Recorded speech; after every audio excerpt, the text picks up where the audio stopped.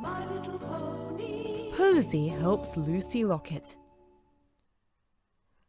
Are we going down to the sands today? Asked the baby ponies. Not today, replied Majesty, looking up at the bright summer sky. Farmer Pip has asked you all over to Pippin Farm for the day. There will be lots of things to do, and as it's in nursery rhyme land, you will meet lots of old friends. Perhaps we'll find Boy Blue asleep under a haystack again, Giggled Baby Glory. I'm going to find my little Speckles the Hen and see if she will lay an egg especially for me, Said Posey. and I'll go and pick some scarlet poppies and blue cornflowers from among the ripe corn. We'll put them in a vase in the show stable. Lemon Drop will like that. I'm sure she'll be busy trying to jump the hedges as usual, laughed Peachy. There she goes, running ahead of everyone. Poor Brandy can't keep up with her. She's waiting for us. Go and join her, Twinkles. Tell her we won't be long. So Twinkles the cat ran off to catch up with Brandy, while Majesty and the other ponies walked along more slowly towards Pippin Farm, which lay on the edge of Ponyland in Nursery Rhyme Land. The farmer and his wife were waiting for them. You can go anywhere you like, said Farmer Pip. Enjoy yourselves, but please remember to shut all the gates. I don't want any of my animals to stray and get lost. We'll all be very careful, promised Majesty. Off you go, ponies. We'll all meet here for lunch under the shady apple tree over there. I think I'll just stay here, said Applejack, eyeing the loaded tree. Pony feathers, no you won't, protested Majesty. Off you go and give the farmer a hoof with the haymaking.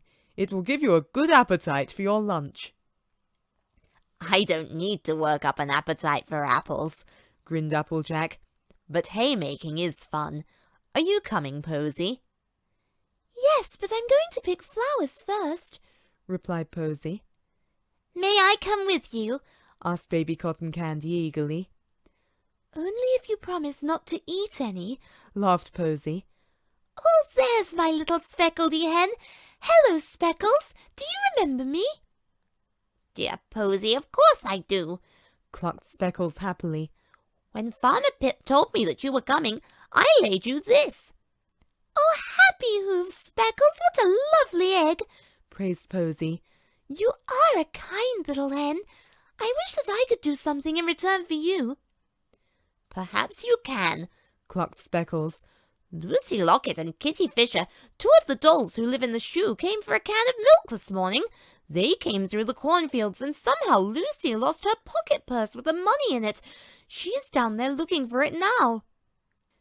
Baby Cotton Candy and I will go down and help to look, said Posey. Please keep my egg safe until I get back. So Baby Cotton Candy and Posey and Twinkles went across the farmyard into the cornfields, closing the gates carefully behind them. Kitty and Lucy were still there. Have you found your purse yet? asked Posey. Lucy shook her head. The corn is so high now that I don't think we'll ever find it, she said. Please don't give up. I'll pick some of the flowers. Perhaps it may have fallen among those, said Posey. Take care not to smell the poppies too deeply. They'll send you to sleep, warned Lucy. Look, Kitty has fallen asleep already. We'd better wake her up.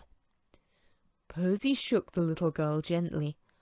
Wake up, Kitty, she called. Pony feathers, Lucy. I think that I found your purse. Look, Kitty is lying on it. She's fallen asleep on a purse pillow. Wait a minute, it's moving. There's something inside. Wheat and chaff, Posey. We are glad Kitty has awoken, squeaked a tiny voice. We thought this purse would make us a snug home and crept inside, but then Kitty suddenly lay down on it. Flowery flowers, two little field mice, cried Posey, looking down as the small creatures crept out. Kitty sat up and rubbed her eyes sleepily. Heavy hooves, you poor little things, said Baby Cotton Candy. Are you sure that you're all right?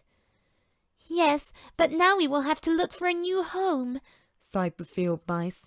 "It gets so cold in autumn once the fields are just stubble. I'd take you home to live with me in our shoe, but there are such a lot of us there already, aren't there, Kitty?" said Lucy Locket. Kitty nodded, giving each of the field mice an ear of corn to eat, to show them that she was sorry about squashing them. Suddenly the little mice squealed in horror. "A cat! A cat!" they shrieked. "Pony Feathers Twinkles won't hurt you," said Peachy, galloping up at that moment with Majesty and Lemon Drop at her heels. Posey quickly explained about Lucy's missing purse and how they had found it again. "Can the mice stay to lunch?" she asked. Happy Hooves, yes. Mistress Pip and I have been busy all morning. There's plenty for all, including 2 little field mice, replied Majesty with a twinkle in her eye. As everyone tucked in happily, Majesty watched the baby ponies, especially Baby Cotton Candy, playing and chatting to Freddie and Fanny, the 2 mice. When it was time to go, the little mice looked very sad, and so did the baby ponies.